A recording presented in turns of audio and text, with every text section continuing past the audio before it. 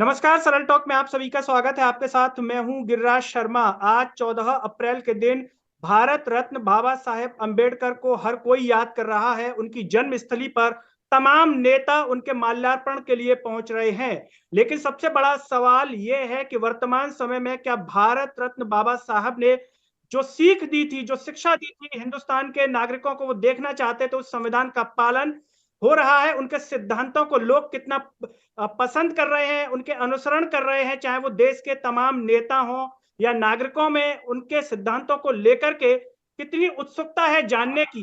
क्या भारत रत्न बाबा साहब के सिद्धांतों को लोग अपने जीवन में अनुसरण करना चाह रहे हैं या फिर नहीं करना चाह रहे? तमाम तरह के वो विषय हैं। और जो नेता वहां पर जाकर के घोषणाएं करते हैं जयंती पर, उन घोषणाओं का बाद में होता क्या है, इन तमाम विषयों पर हम चर्चा करेंगे। और इस पर चर्चा करने के लिए मेरे साथ मध्य प्रदेश के उज्जैन से राजनीतिक विश्लेषक जुड़ रहे हैं, ब्रह्मदीप जी, और साथ ही साथ जुड़ रहे हैं महेंद्र सिंह कन्नौज, जो कि जयस से हैं। आप सभी का स्वागत है। और चर्चा की शुरुआत करें उससे पहले सभी से एक अपील है कि समाज को सब्सक्राइब कीजिए और इसे सोशल मीडिया के हर प्लेटफॉर्म पर शेयर कीजिए। ब्रह्मदीप जी, बाबा साहब कहते थे कि देश के विकास से पहले बुद्धि का विकास जो है आवश्यक है। क्या लगता है कि बुद्धि का विकास, चाहे हम नागरिकों की बात करें, नेताओं की बात करें, हो रहा है, करना चाह रहे हैं या फिर नहीं हो रहा है? देखिए, गिरिराज जी, बड़ी दिलचस्प बात पूछी आपने। लोकतांत्रिक देश है। जो हमारा संवैधानिक ढांचा मजबूत हो रहा है। वंचित वर्ग के जो लोग हैं वो संसद में प्रतिनिधित्व कर रहे हैं। जो हमारी अब साक्षरता के दर में बहुत जबरदस्त वृद्धि हुई है, खासकर ग्रामीण इलाकों से हुई है। मतदान के प्रतिशत में वृद्धि हुई है। जो सामाजिक सरोकार बढ़े हैं। जातीयता, जो छोटे छोटे जाति समूह है, वहां से नए नए नेतृत्व उभर कर आ रहे हैं। और समाज के सभी वर्गों से ऐसा लग रहा है कि लोग जागरूक होकर आगे बढ़ रहे हैं। तो जिस प्रकार से लोकतांत्रिक भागीदारी बढ़ रही है, उससे ये तो कम से कम कहा ही जा सकता है कि लोगों में लोकतंत्र के प्रति समझ बढ़ी है। जी। गिरिराज जी। महेंद्र जी, मैं आपकी तरफ आऊंगा। जैसा कि ब्रह्मदीप जी ने कहा कि लोकतंत्र के प्रति लोगों में समझ बढ़ी है, लेकिन हम तो देख रहे हैं वर्तमान समय में कि लोकतंत्र खतरे में नजर आ रहा है। विपक्षी पार्टियों को अगर हम देखें, और देश की जो संस्थाएं हैं, और वो जो है विपक्ष पर ही कार्रवाई करते हुए नजर आ रही है। सत्ता पक्ष पर बहुत कम होंगी, शायद मेरे ख्याल से वो भी ना हो।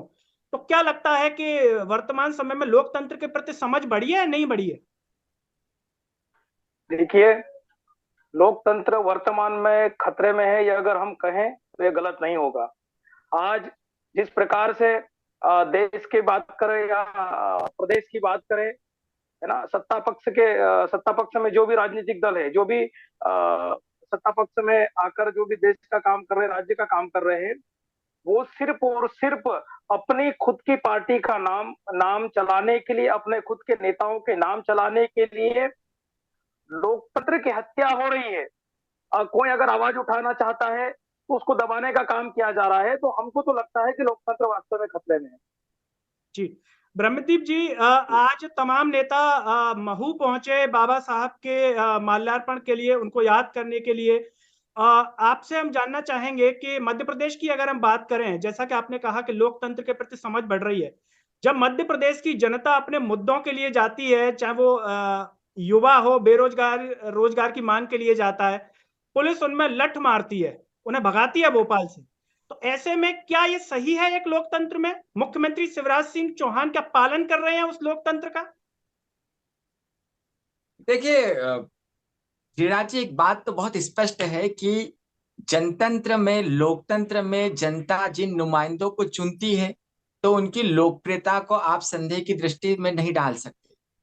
क्योंकि बाकायदा हमारे यहाँ पर चुनाव होते हैं 5 सालों में। सत्ता का शांतिपूर्ण हस्तांतरण होता है। बहुत सुनिश्चित है, संवैधानिक ढांचा ये कहता है कि जिसके पास जो जादू या आंकड़ा होगा वही सत्ता में रहेगा। बिल्कुल। ये इन सभी चीजों का पालन किया जाता है। और जब इसका पालन किया जाता है और उसके बाद जो लोकप्रिय नुमाइंदे होते हैं जो सत्ता का संचालन करते हैं, तो वो जनता की पसंद नहीं हो, यह तो कभी सवाल उठना ही नहीं चाहिए। लेकिन जो दूसरा पहलू, जब आप महू की बात करते हैं, तो देखिए आप, डॉक्टर अंबेडकर ने एक बहुत दिलचस्प बात कही थी कि आप इस संवैधानिक ढांचे को बनाए रखना चाहते हैं तो आपको आर्थिक असमानता को खत्म करना नहीं होगा, नहीं तो ये जो पिछड़े हुए लोग हैं, जो गरीब लोग हैं, वो विद्रोह करेंगे और संवैधानिक ढांचा नष्ट हो जाएगा। अब आप इस देश में एक तरफ देख रहे हैं कि ऊंची अट्टालिकाएं तो बढ़ती जा रही है, लेकिन झोपड़ियों की संख्या में भी कोई कमी नहीं होती जा रही है। झोपड़ियों की संख्या भी बढ़ती जा रही है। इन सब में सबसे बड़ी दिलचस्प बात यह है कि आज तक संसद के इतिहास में कभी SC ST के जो नुमाइंदे, तकरीबन 131 सांसद है, क्या उन्होंने दलितों के, आदिवासियों के, सरोकारों को लेकर संसद को ठप्प किया है? क्या उन्होंने दलितों के, आदिवासियों के जो मूल्यों को लेकर या जो उन पर अत्याचार होते हैं उनको लेकर संसद को ठप्प, कभी संसद में आवाज सामूहिक तौर पर उठाई है? नहीं उठाई है। डॉक्टर अंबेडकर इसीलिए चिंतित थे। तो आपको यह देखिए, ये बहुत ही विरोधाभास वाली स्थिति है कि एक तरफ जो सरकार के जो नुमाइंदे होते हैं, जो लोग होते हैं, उनको जनता चुनती है, लेकिन जहां तक वंचित वर्ग के यदि आप नुमाइंदों की बात करें तो वो उस वहां तक पहुंच तो रहे हैं। क्या राजनीतिक पार्टियां उन्हें टूल की तरह इस्तेमाल तो कर रही है, लेकिन यदि वो अपने जो जिस वर्ग से आते हैं उसका सही तरीके से प्रतिनिधित्व नहीं कर पा रहे हैं, तो यह न केवल उनका नुकसान है, लेकिन इस देश की जो 85% आबादी है, जो SC ST और OBC से मिलकर बनती है, और डॉक्टर अंबेडकर जिनका विकास चाहते हैं, ये उनका दुर्भाग्य है। गिरिराज जी। ब्रह्मदीप जी, संक्षिप्त में आपसे जानना चाहूंगा, अभी आपने कहा कि जनता ने चुना है तो निश्चित तौर पर लोकप्रिय हैं इसीलिए चुन करके आते हैं, लेकिन अगर मध्य प्रदेश की राजनीति की बात करें तो जिस तरह से सरकारें गिरा दी जाती हैं, एक जो है प्रतिनिधियों का दूसरे दल में समाहित हो जाना जनसेवा के नाम पर, क्या ये एक सही लोकतंत्र की पहचान है, एक स्वस्थ लोकतंत्र की निशानी है? देखिए, स्वस्थ लोकतंत्र के लिए स्वस्थ चुनाव होना चाहिए, वो होते हैं। और स्वस्थ लोकतंत्र के लिए सबसे ज्यादा जरूरी है कि राजनीतिक पार्टियां नैतिक मूल्यों का पालन करें, आदर्शों का पालन करें। यदि वो पालन नहीं कर पाती है तो हमारा लोकतंत्र प्रभावित होगा, अस्त व्यस्त होगा। लेकिन दूसरा पहलू यह भी है कि किसी भी राजनीतिक पार्टी का जो लक्ष्य होता है वो सत्ता को प्राप्त करना होता है। यदि आपको सत्ता की प्राप्ति होती है तो आपका दायित्व बनता है कि जो लोकतंत्र से जनता ने आपको जो दिया है उसका आप परिपालन करें और उसका सुचारू संचालन करें। यदि आप सरकार चला नहीं पाते हैं तो ये जो दूसरा पहलू है गिरिराज जी, ये भी उतना खतरनाक है। तो राजनीतिक पार्टियों को चेक एंड बैलेंस के साथ सत्ता का संचालन भी करना चाहिए और नैतिकता का पालन भी करना चाहिए। बिल्कुल। महेंद्र जी, आप जयस से जुड़े हुए हैं, वर्तमान समय में क्या कहेंगे लोकतंत्र को लेकर के, संविधान को लेकर के? संविधान आपको खतरे में नजर आता है, लोकतंत्र आपको खतरे में नजर आता है? देखिए, आज भारत रत्न महामानव बाबा साहब, जिसको डॉक्टर भीमराव अंबेडकर जी कहते हैं, उनकी आज जयंती है। और आज महू में जिनकी उनकी जन्मस्थली पर नेताओं का जिस प्रकार से जमावड़ा लगा, नेताओं का जमावड़ा लगा, हर कोई बाबा साहब को के नाम पर लोगों को अपने पक्ष में करने की कोशिश कर रहे हैं। लेकिन अगर वास्तव में उनको उनकी अगर बाबा साहब के प्रति सच्ची मानसिकता होती, उनकी सच्ची श्रद्धांजलि होती, तो आज जो संविधान की हम बात कर रहे हैं, संविधान खतरे में चल रहा है। आज ST SC के अधिकारों की बात करें, आज दलित परेशान है, ST परेशान है अपने हक अधिकारों पे लेकर। खासकर मैं युवाओं के लिए कहना चाहता हूँ, युवाओं को जो संविधान में अधिकार दिए हैं, उन अधिकारों को लेने के लिए अगर युवा अपनी मांग करता है तो उसको उनको झूठे केसों में फंसाया जा रहा है। तो संविधान संविधान के हिसाब से और बाबा साहब को अगर ये लोग मानते तो इस प्रकार की घटना प्रदेश में देखने को नहीं मिलती, देश में देखने को नहीं मिलती। उसी प्रकार जैसे आपने जिक्र किया, मध्य प्रदेश में सरकार, ये हर एक व्यक्ति को मालूम है कि किस प्रकार से नेता बिके, है ना। आपने अपनी राजनीति जनता के साथ धोखा किया, तो लोकतंत्र भी खतरे में है ना। इस प्रकार से कोई आज हमने जी महेंद्र जी, जैसा कि आपने कहा कि नेता बिके, पर वो तो कहते हैं कि हम जनसेवा के लिए आए हैं। देखिए, सभी को मालूम है ना, जन सेवा के लिए अगर करते हैं, है ना, सभी को पद चाहिए। और यह तो स्पष्ट है, लोगों को मालूम है कि उन लोगों ने क्या किया है। मुझे ज्यादा बोलने की आवश्यकता नहीं, पूरे प्रदेश के लोगों को मालूम है कि घटनाक्रम क्या हुआ है ना।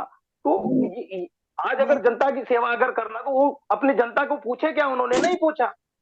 जी बंद कमरे में बिल्कुल। चले गए, वो होटल में बंदी बना के रखा गया, उनको पुलिस सुरक्षा में रखा गया, तो ये क्या है? महेंद्र जी, खुले रूप से जाना चाहिए था जी। ब्रह्मदीप जी ने अभी चर्चा में कहा कि एससी एसटी के जो तमाम नेता हैं जो लोकसभा राज्यसभा में हैं, उन्होंने कभी संसद ठप नहीं की, है ना, उनके अधिकारों के लिए, उनके लिए। तो क्या लगता है आपको कि किस तरह से जो है जो दलित वर्ग है उसका विकास होगा? लेकिन एक तरफ सरकार ये भी कहती है कि देखो हमने राष्ट्रपति आदिवासी बना दिया, तो जो क्या लगता है कि राष्ट्रपति आदिवासी समुदाय से बना दिया तो इस समुदाय का विकास हो जाएगा? देखिए, ब्रह्मदीप सर ने जो बात बोली, मैं उनकी बात से सहमत हूं कि हमारे जो एटीएससी के सांसद है, जो वहां पर अपनी भूमिका निभाना चाहिए, वो लोकसभा में जितना निभाना चाहिए उतना नहीं निभा पा रहे हैं। दूसरा, देश में आदिवासी राष्ट्रपति मिला है, यह आदिवासी समाज के लिए बड़ा गौरव का विषय है। लेकिन राष्ट्रपति को जिस प्रकार से राष्ट्रपति का जो दायित्व होता है, राष्ट्रपति जिस प्रकार से देश के लिए उत्थान के लिए, समाज के उत्थान के लिए जिस प्रकार से करना चाहिए, शायद हमको अभी देखने को नहीं मिला, हो सकता अभी आगे दिखे। लेकिन बिल्कुल। जिस प्रकार से प्रचारित किया जाता है कि हमने आदिवासी राष्ट्रपति दिया, हमने दलित ये दिया, हमने, तो बोलने की आवश्यकता क्यों है? राष्ट्रपति राष्ट्रपति के साथ भी जातिवाद जोड़ा जा रहा है, तो ये तो पूरी पूरी तरह से राजनीति हो रही है। जी, ब्रह्मदीप जी, जैसा कि बाबा साहब की जयंती पर हम बात कर रहे हैं संविधान को लेकर के, संविधान के अनुसार देश चल रहा है, नहीं चल रहा है। अतीक अहमद के बेटे का एनकाउंटर हुआ, सभी ने देखा सोशल मीडिया पर तरह तरह की प्रतिक्रियाएं, जो पहला एनकाउंटर नहीं, इससे पहले भी है। क्या इस प्रकार की इसे आप किस तरह से देखते हैं? ये एक जो है समाज में ठीक है, संविधान के अनुसार चल रहा है, संविधान के अनुसार नहीं है? क्योंकि आपको ज्यादा जानकारी है, मुझसे ज्यादा जानकारी इन विषयों की आप रखते हैं। देखिए, बड़ा बहुत महत्वपूर्ण सवाल है, और इस डिबेट में इस सवाल को पूछने के लिए आपका धन्यवाद। अतीक अहमद पर पिछले 45 सालों से सैकड़ों केस चल रहे हैं, कई हत्याओं के केस चल रहे हैं, लेकिन उन्हें किसी भी मामले में सजा नहीं हुई। तो सबसे पहले तो हमारी जो कानूनी प्रावधान है, या जिस प्रकार से हमारी अदालतों में लेट लतीफी होती, वो चीजें सामने आती है। क्योंकि जब आपके बेटे को वीजा नहीं दिया जाता सरकार के द्वारा, पूरे परिवार को खतरा मान लिया जाता है, उसके बावजूद कभी अदालतों में पुलिस ये साबित ही नहीं कर पाती। अब उमेश पाल वाले हत्याकांड में अब वो पकड़ में आए हैं। तो जब न्याय में देरी होती है, और न्याय में जब देरी होती है, वहां पर पॉलिटिकल तौर पर यह देखा लोग पसंद क्या करते हैं, दूसरी पॉलिटिकल पार्टी भी देखती है कि लोग पसंद क्या करते हैं। तो ये जो अंतर्द्वंद चल रहा है लोगों के बीच, जो न्याय में जो देरी हो रही है, और न्याय जिस प्रकार से मिल रहा है, जिसको लोकप्रिय न्याय हम कह सकते हैं, तो ये कह देना। और दूसरी बात है कि हम यह भी नहीं कह सकते कि ये जो इनकाउंटर है, ये इनकाउंटर पर सवाल इसलिए नहीं उठाए जा सकते क्योंकि यह जो है पुलिस बाकायदा मानवाधिकार आयोग के सामने सारी चीजों को स्पष्ट करती है। तो ये लोकप्रिय न्याय समाज की दृष्टि में हो सकता है, और मुझे नहीं लगता कि इसमें कोई गुरेज होना चाहिए, क्योंकि जो हमारी न्यायिक व्यवस्था है वो बहुत देर से न्याय देती है, और इससे लोगों में गुस्सा पनपता है, और इसी के कारण अतीक अहमद जैसे जो लोग हैं वो पैदा होते हैं।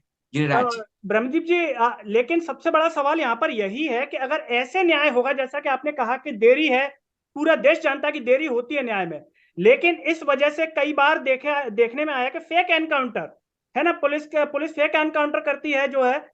और सबसे बड़ा सवाल फिर ये भी है, जैसा कि आपने कहा कि लोग क्या पसंद कर रहे हैं, लोग तो ये पसंद कर रहे हैं कि हिंदुत्व राष्ट्र बना दिया जाए, बाकी को पाकिस्तान भेज दिया जाए। तो क्या लोगों की पसंद के आधार पर ऐसा माहौल भी हिंदुस्तान में फिर देखने को मिल सकता है?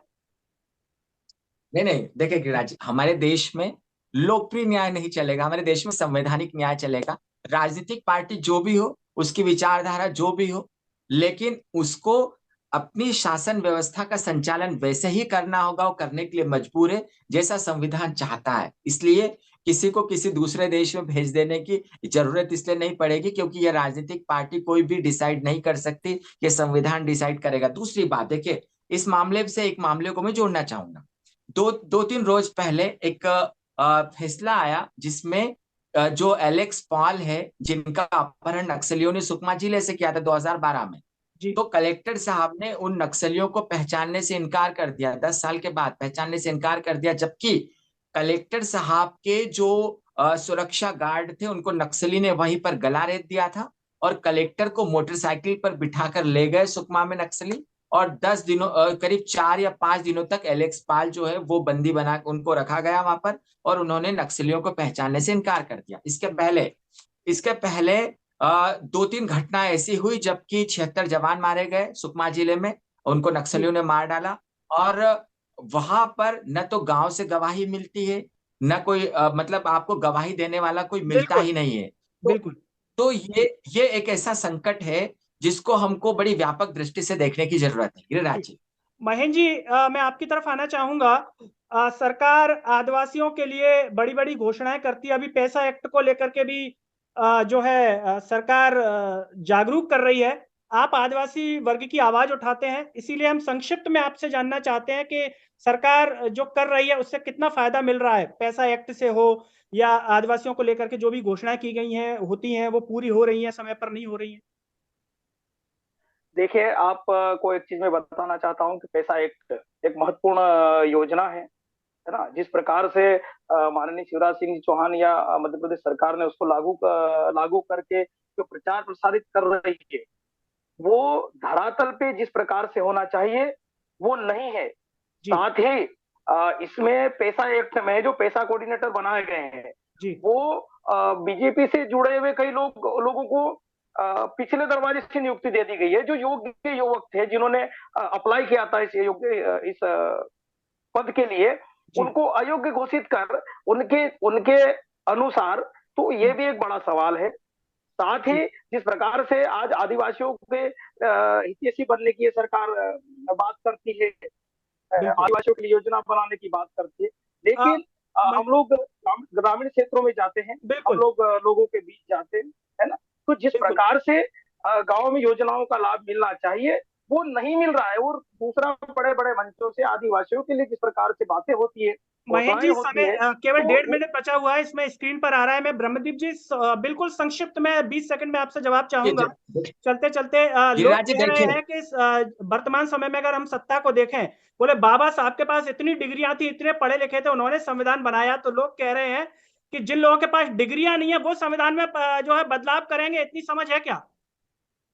देखिए गिरिराज जी, एक बात मैं बहुत स्पष्ट कहूंगा कि डॉक्टर अंबेडकर ने कहा था शिक्षित बनो, संगठित रहो। SC ST के लोग यदि शिक्षित नहीं बनेंगे, संगठित नहीं रहेंगे, उनके अधिकारों की रक्षा कभी नहीं हो सकती। और दूसरी बात यह भी है कि डॉक्टर अंबेडकर चाहते थे जाति का उन्मूलन, लेकिन जो SC ST के बहुत सारे वर्ग है वो जाति उभार दे रहे हैं। तो जब वो जाति उन्मूलन चाहते नहीं, जाति उभार देकर समाज सेवा के बजाय वो जब राजनीतिक चेहरा बनने को उतारू हुए इस वर्ग के लोग, वंचित वर्ग के लोग, तो ऐसे में न तो लोकतंत्र का भला होगा, न इन समाजों का भला होगा, और न ही देश का भला हो सकता है, और न ही उनमें से अच्छा नेतृत्व निकल सकता है। गिरिराज जी, मुझे और महेंद्र जी और ब्रह्मदीप जी को दीजिए इजाजत, और इस वीडियो को हर जगह शेयर कीजिए, कमेंट कीजिए। अगले कार्यक्रम में आपसे फिर होगी मुलाकात। नमस्कार।